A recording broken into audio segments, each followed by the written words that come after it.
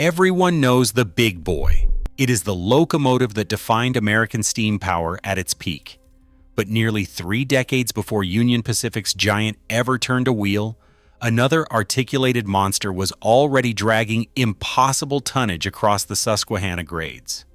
A 28882 Triplex, built in 1914, claiming over 160,000 pounds of tractive effort. On paper, more powerful than anything that would follow for a generation. Its name was the Matt H. Shay, and almost no one remembers it existed. The question is not just what went wrong, it is why an entire chapter of American engineering was erased. Coal was king in the early 19-teens, and the Erie Railroad found itself at the heart of a relentless industrial surge. Each year, more than 1 million tons of anthracite and bituminous coal rolled east from Pennsylvania's mines, bound for the factories and furnaces of the Northeast. The numbers kept climbing. Interstate Commerce Commission reports show coal tonnage rising by nearly 1.5% every year between 1905 and 1914. That steady growth did not just mean more freight, it meant heavier, longer trains, and a mounting struggle against the landscape itself. The Susquehanna Division, Erie's main artery, cut through hills that seemed designed to break the back of any locomotive. The notorious Gulf Summit grade, with its punishing 1.5% incline, forced every engineer to fight gravity for mile after mile. On these slopes, a fully loaded coal train could weigh more than 5,000 tons, stretching for over a mile. Even double-headed 282 Mikados, the workhorses of the era, strained to keep up. Each trip demanded extra crews, helper engines, and costly delays as trains stalled or broke apart on the climb. Railroad managers faced a stark choice: either keep adding more engines and men, or find a way to put all that tractive effort into a single machine. The pressure was not just economic, it was existential. If the Erie could not move more coal, faster, and cheaper, it would lose ground to its rivals, roads like the Lackawanna and the Pennsylvania, both investing in ever larger locomotives. The stakes were measured in dollars, but also in the raw ability to keep America's industrial heart beating. In this crucible of demand and geography, the search for a radical new locomotive began, not as an act of ambition, but of survival. A triplex steam locomotive is, at first glance, a marvel of brute force logic. A machine built on the premise that more driving wheels should mean more power. But what sets a triplex apart is not just the number of wheels or its length. It's the radical decision to put 3 separate sets of driving wheels under a single locomotive, all powered by one boiler.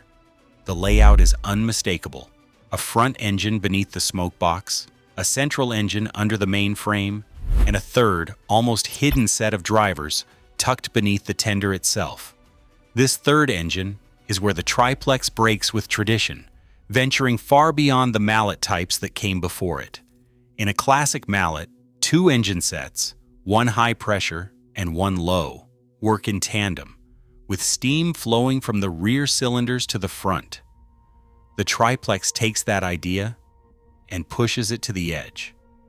Its boiler feeds steam to a central set of high-pressure cylinders, which then exhaust into 2 low-pressure sets, one at the front, one at the rear.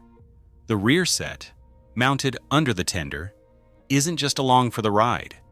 It uses the full weight of the loaded tender for extra traction, turning every pound of coal and water into adhesive force against the rails. All 3 engines are articulated, meaning they can pivot independently to handle curves, but the real gamble is in the numbers. 6 cylinders draw from a single boiler, 3 sets of drivers claw for grip, and a design that, on paper, could deliver more tractive effort than anything else on rails. The promise is simple: one locomotive hauling the impossible, no helpers required. Yet beneath the surface, this architecture plants the seeds of its own undoing. The triplex is a machine built to defy limits, but its very design will soon reveal how those limits fight back. George R. Henderson, a a senior engineer at Baldwin Locomotive Works, believed he could rewrite the rules of steam power. In 1914, he filed U.S. Patent 1,100,563, an audacious blueprint for a locomotive that would harness every possible ounce of weight for traction. Henderson's design was not a mere tweak to existing engines.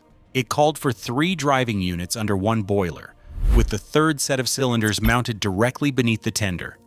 The logic was bold. If the tender's heavy load of coal and water could be put to work, the locomotive could grip the rails with unprecedented force. Baldwin seized on Henderson's idea and began to market it as the answer to the coal-hauling crisis gripping the Erie and other railroads. Their sales pitch was pure industrial bravado. Why keep adding more engines and crews when a single machine could do the work of several? Baldwin's advertisements boasted that the triplex would deliver full adhesive weight, meaning every pound pressing down on the rails translated into pulling power. The company promised a drag freight locomotive capable of moving 250 or more loaded coal cars without helpers, a claim that outstripped anything else on the market. For the Erie Railroad, the proposal arrived as both a promise and a provocation. Here was a machine that, on paper, could conquer the Susquehanna's brutal grades and erase the need for double heading. The patent's language brimmed with confidence, laying out a vision where the triplex would turn the entire mass of engine and tender into raw, usable force.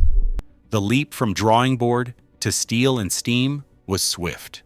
Baldwin's salesmanship, backed by Henderson's patent, convinced Erie's management to place an order. The stage was set for a radical experiment, one that would soon reveal how a revolution in engineering could be both irresistible and deeply flawed. April 1914 brought a spectacle to the Erie Railroad's Susquehanna division. Out of Baldwin's Eddystone shops rolled a locomotive so immense that even seasoned railroaders paused to take it in. The new arrival bore the number 5014, but it did not stay anonymous for long. Crews and locals alike began calling it the Matt H. Shay, in honor of the veteran engineer who had spent decades battling the same grades this machine was built to conquer. The Matt H. Shay was not just another engine. At nearly 115 feet from pilot to tender, with 3 sets of driving wheels and a boiler that seemed to stretch into the horizon, it towered over the yard at Port Jervis. Baldwin's builder's plate flashed on its flank, a mark of industrial confidence. But for all its size, the locomotive's assignment was humble and brutal. Helper service on the Susquehanna grade where coal trains struggled up the 1.5% incline of Gulf Summit. This was the division where ordinary engines broke down, and even the mighty Mikados needed assistance. The Matt H. Shay was Erie's answer, a single unprecedented machine meant to replace the tangled ballet of double-heading and mid-train helpers. Unlike the anonymous fleets that came before, this locomotive had a name, a story, and a purpose tied to a very real place.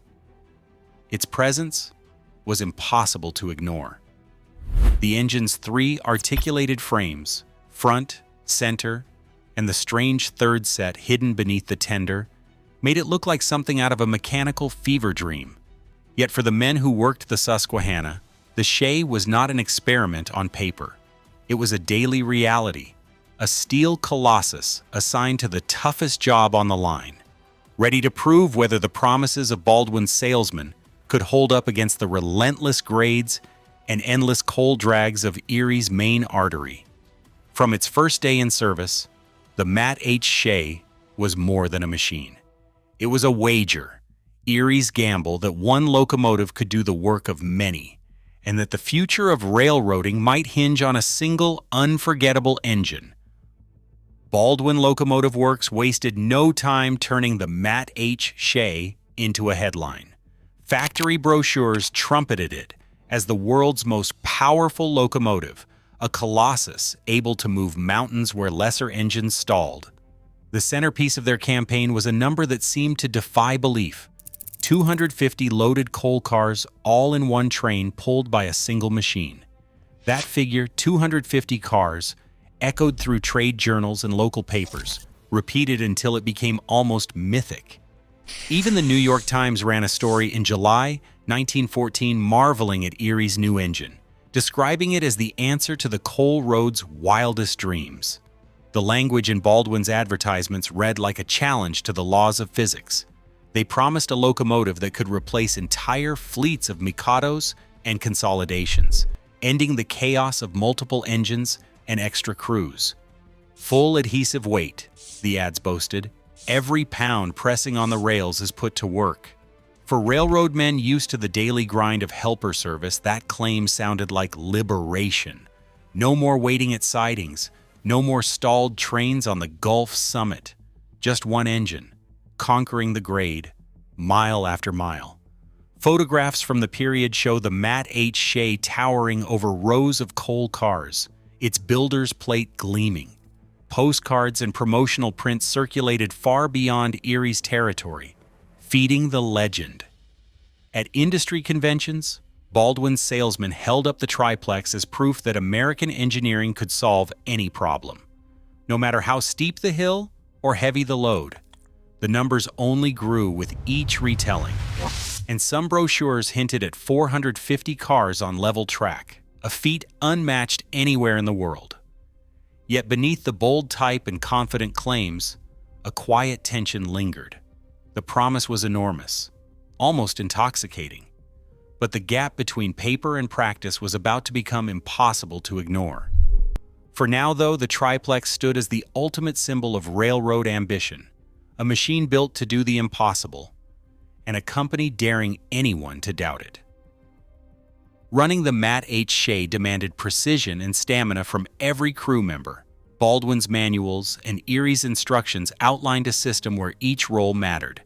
The engineer managed the throttle, the fireman kept the massive boiler fed and burning hot, and the brakeman stood ready for any sudden change in grade or train length. The triplex's design was ambitious. A single elongated boiler stretched nearly the length of the locomotive, meant to supply steam to 6 cylinders, arranged in 3 pairs. Steam first entered the central high-pressure cylinders, then split and exhausted into low-pressure cylinders at the front and beneath the tender, extracting as much energy as possible before the steam dissipated. The operating theory was simple but demanding. Keep the Shay moving, no matter how slowly, up the Erie's steepest grades. This locomotive was not built for speed. Its 57-inch drivers and compound steam system were engineered for relentless, low-speed hauling.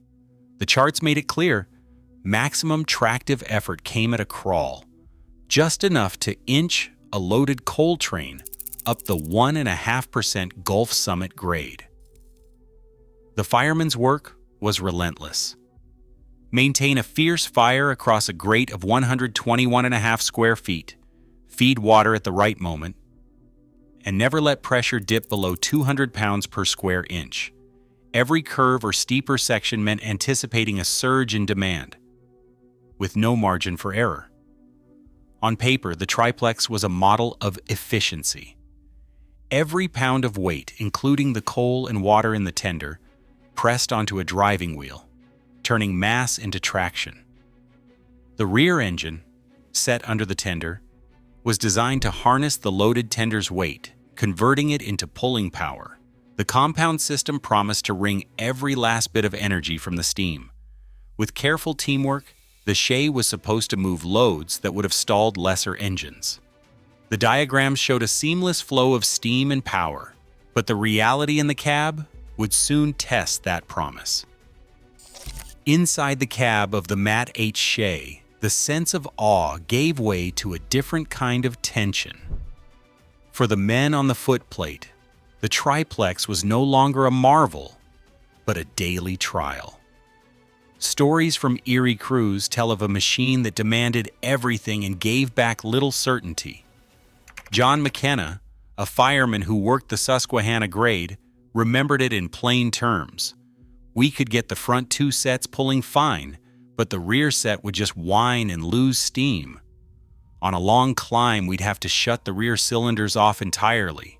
The Shay's promise One locomotive doing the work of many collapsed in the heat of real service. Firemen shoveled coal with frantic urgency, trying to keep the boiler pressure up as the train crawled up Gulf Summit. Engineers watched the pressure gauge fall, knowing that every dip meant less power for the rear engine. Some crews even joked that the triplex was a six-legged horse, with three of them always limping. It wasn't just the numbers on a spec sheet that told the truth.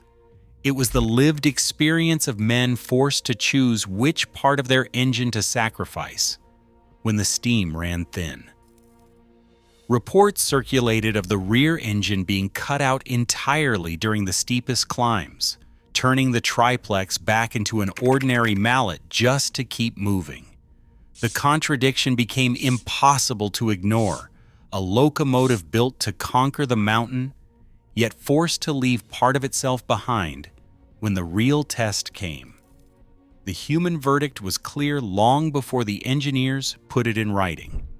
The triplex was a giant that starved itself, and the crews paid the price every mile. Pressure gauges inside the Matt H. Shay's cab told a story no brochure could hide. Field test logs from 1914 show the boiler was set to operate at 200 pounds per square inch, a formidable number for its day, but not enough for what the triplex demanded. The blueprint called for a single boiler to feed 6 cylinders spread across 3 engine frames. On paper, the numbers dazzled. The boiler's maximum evaporation rate was measured at just over 8,800 pounds of steam per hour. Yet calculations from Baldwin's own test engineers revealed a hard truth. When all 3 engines pulled together, the combined cylinder demand soared past 12,000 pounds per hour. That left a gap of about 3,500 pounds every hour, a deficit that no amount of shoveling could close. Test logs from the Susquehanna grade show how quickly that shortfall bit into performance. As the train began its climb, boiler pressure would sag, sometimes dropping below 175 pounds per square inch within minutes.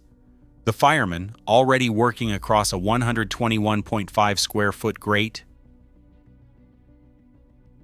could not coax more out of the firebox. The result was a locomotive built to move mountains, but forced to limp up the hill, starved for steam.